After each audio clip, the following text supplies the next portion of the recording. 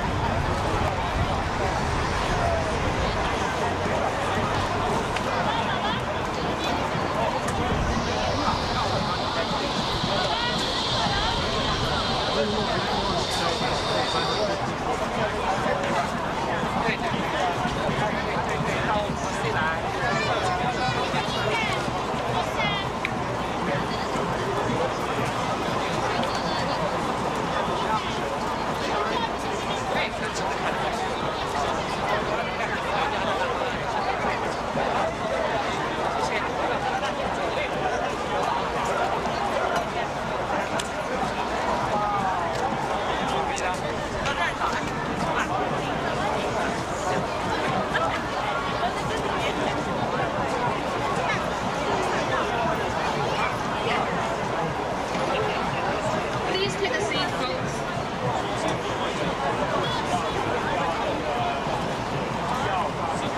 Please take our seats. Ladies and gentlemen, please take a seat. We're all ready, we start.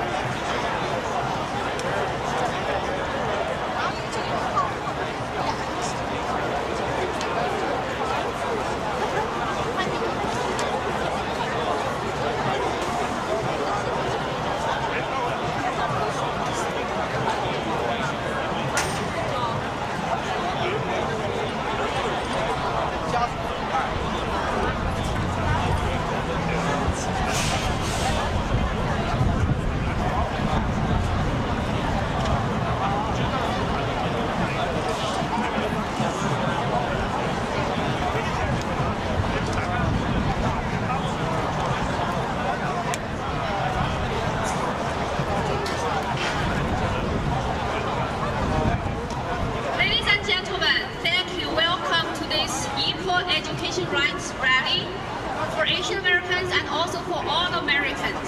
We are here to show support in the Students for Fair Admissions versus Harvard lawsuit that will open trial tomorrow, October 15, at the Boston Federal Court, which is scheduled to last 3 weeks. Here we commence our rally.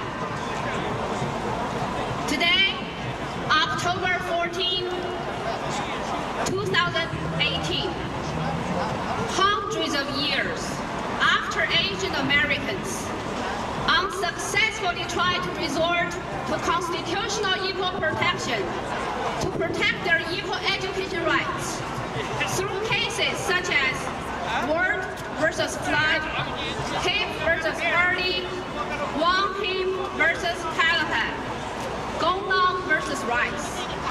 We have gathered here yet again to demand the equal protection promised in our country's constitution and legal protection from discrimination based on our race.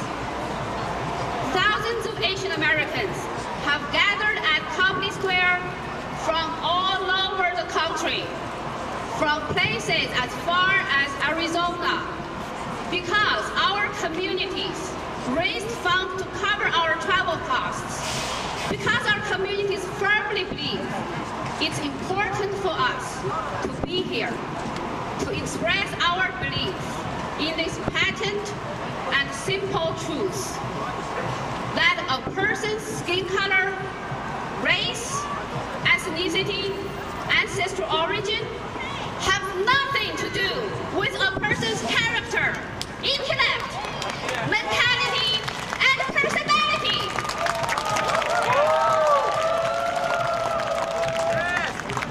The only difference this time is that different from Asian Americans who fought in utter despair in 19th century among an America still filled with ignorant racism and blatant anti-Asian discrimination. This time, we have 72% of the American people behind us. Doesn't that bring us morale? Doesn't that bring us warmth in the heart? Doesn't that bring us the elusive bird with feathers that is called hope?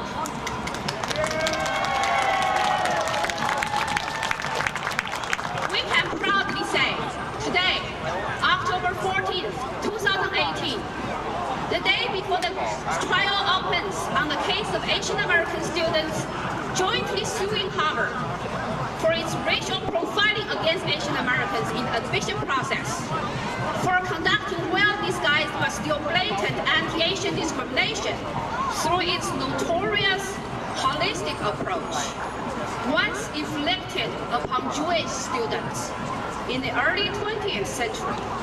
The systemic racism inflicted upon America's vulnerable citizens is no longer rooted in the ignorance, bigotry, and racism of the majority of the American people, but rooted in the self-serving, condescending, and unconscionable mentality demonstrated by the fortresses of the ruling elite, the elite colleges, that claim to indoctrinate and cultivate future leaders of this country.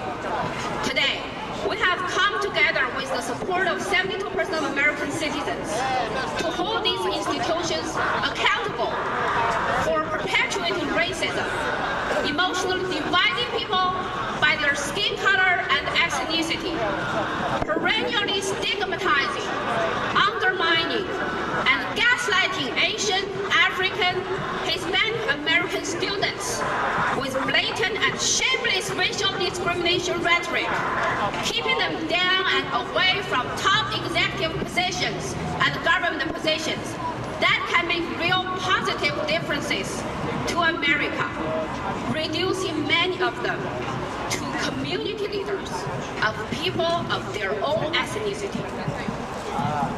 When Harvard is faced with the Asian Americans litigation and administrative complaints, Harvard often covers for itself with two excuses.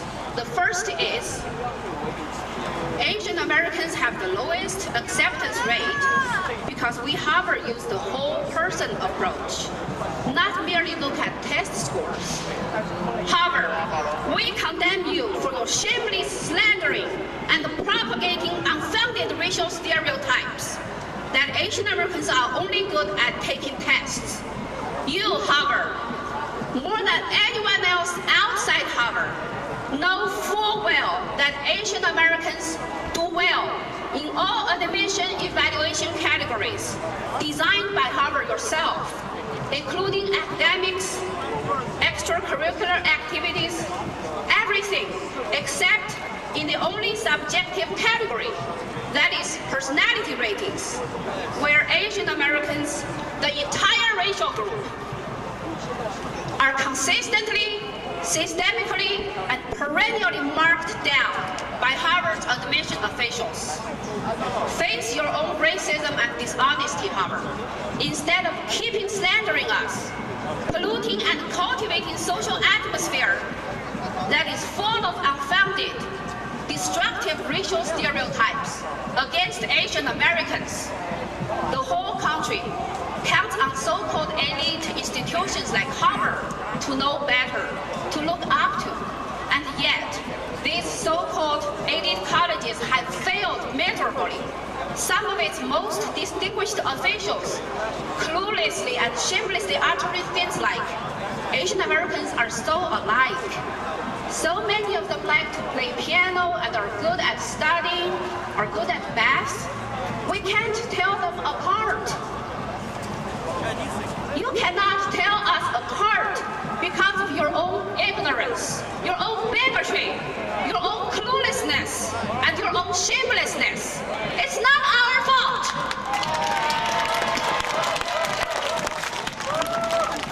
Improve yourselves, so-called elite colleges, instead of punishing us with your sorry and laughable limitations.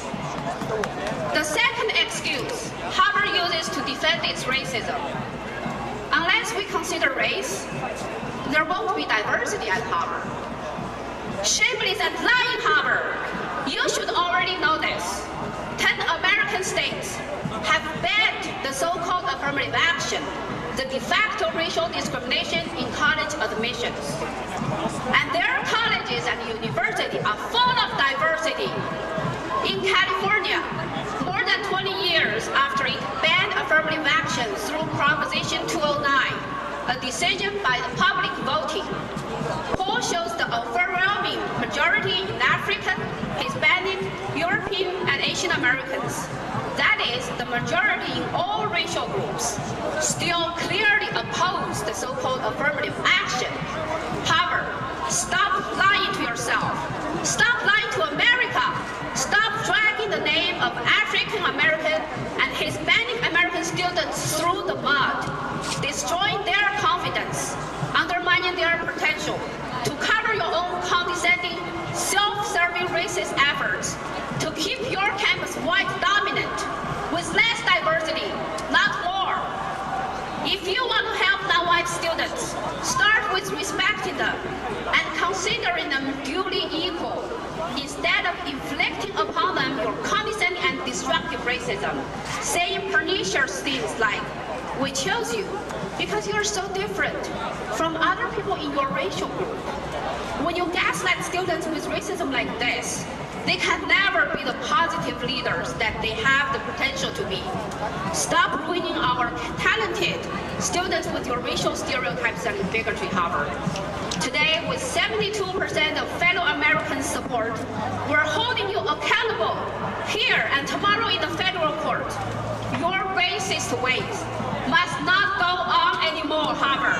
You're on trial, not Asian Americans' personalities.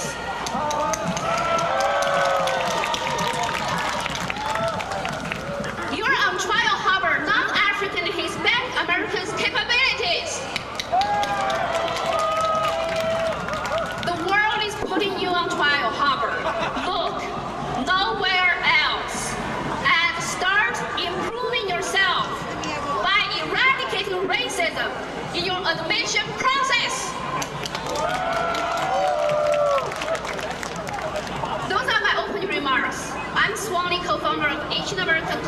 for Education, on behalf of the Boston Rally Organizing Committee, I would like to welcome all of you to the rally for the American Dream.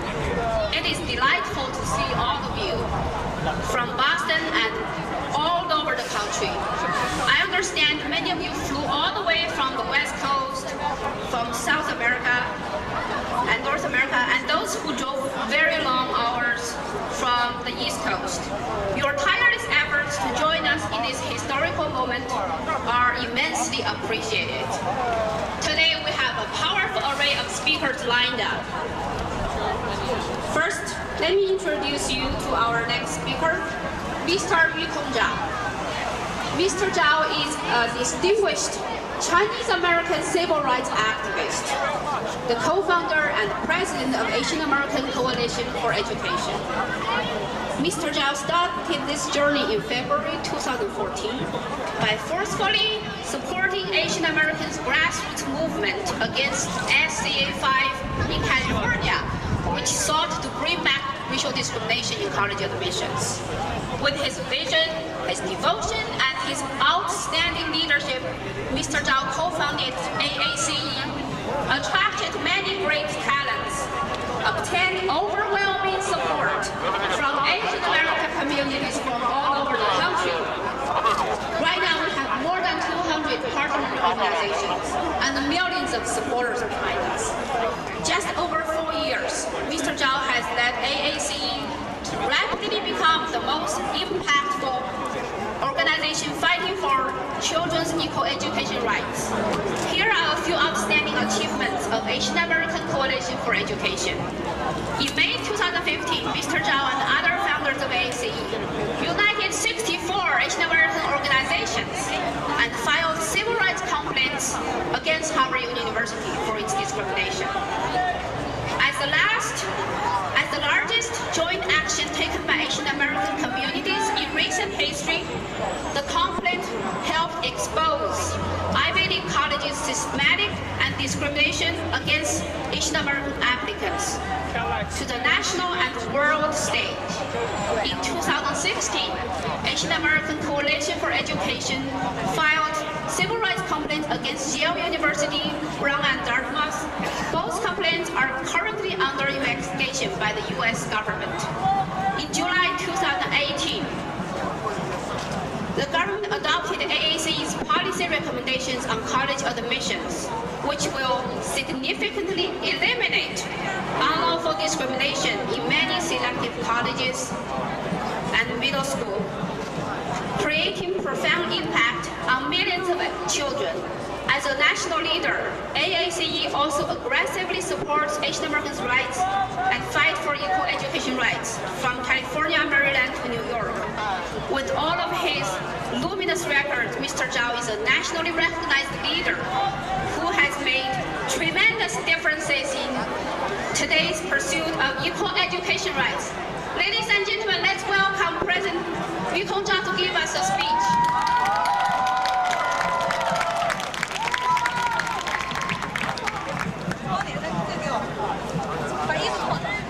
Thank you, Stuart.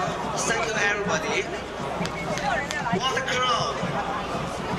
Today marks a historic moment for Asian American communities. I would like to take this special opportunity to speak about what motivated us, motivated our ancestors to come to America. Like many others, we come to America to pursue freedom, the rule of law, and most importantly, the American dream. The American dream says every U.S. citizen should have the equal opportunity to achieve success and prosperity through hard work, initiative, and determination. As such, equal education rights constitute an indispensable part of the American dream. Education is a primary pathway for every American to acquire a good job, build a successful career, and also climb up social ladders. Unfortunately, in 21st century, in America, the greatest nation on earth, Harvard and many other selective universities do not provide Asian American children with equal opportunities. Instead, they use unlawful de facto racial quotas, higher admission standard, and also baseless stereotype to discriminate against our children. They limit their admission chance they are well deserved.